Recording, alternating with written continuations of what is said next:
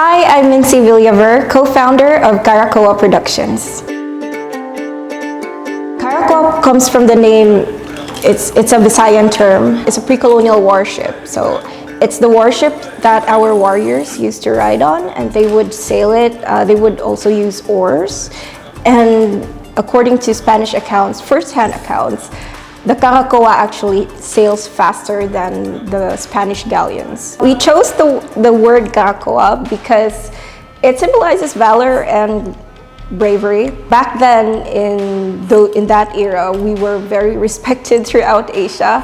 We were feared actually because of our ships, our warriors, basically our kingdom was very much respected and feared. Karakoa does a lot of workshops, lectures, sometimes free, sometimes paid. We also do reenactments and shoots. And what I do is I do most of the research and I do the creative direction. People can expect to reconnect in the right way because misinformation is very rampant online. We use first-hand accounts and make sure that these theories are not born from our own personal biases.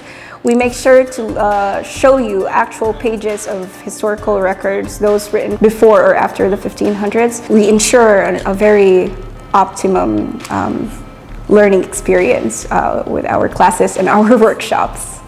Pre-colonial Filipinos, particularly Visayans, were very liberal. We were always taught, again, to be meek, to be humble, and to be submissive. And that's because of the power plays that were introduced during the colonial era.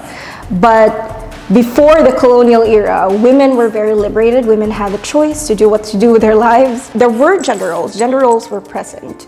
It's always a misconception that we were egalitarian.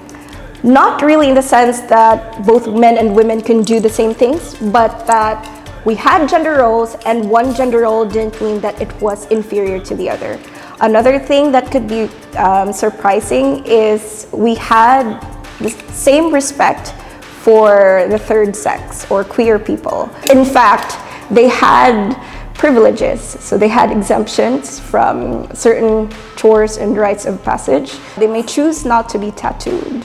And they were not ridiculed for not having tattoos. They could also live as women, wear makeup, wear female clothing. So our respect for them was pretty much the same, the way we do respect other people. Until recently, or even until today, we have this negative perception toward ourselves. Prior to Westernization, we always believe that Westernization brings modernization and civilization. And it's harmful in a way that we think that without Westernization, we are savages. It's really important for us to understand that we were civilized even before we met Westerners. I'm not antagonizing Westernization. In fact, I'm speaking English.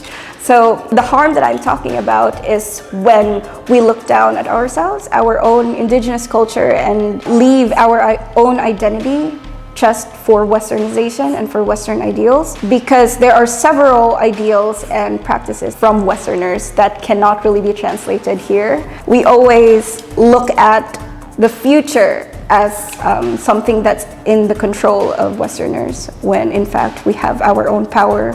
It could come from us. As long as we learn to look within ourselves, it's really obvious that Westernization does not equal necessarily to progress or modernity.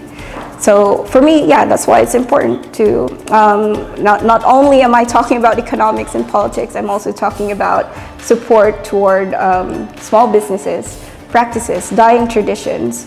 These are part of who we are, and they survive despite centuries of cultural genocide. If you want to learn more about your pre-colonial Visayan ancestry and heritage, please like and follow us at Karakoa Productions on Facebook. Hi, I'm Mincy Villaver. Catch Karakoa Productions on Keeta.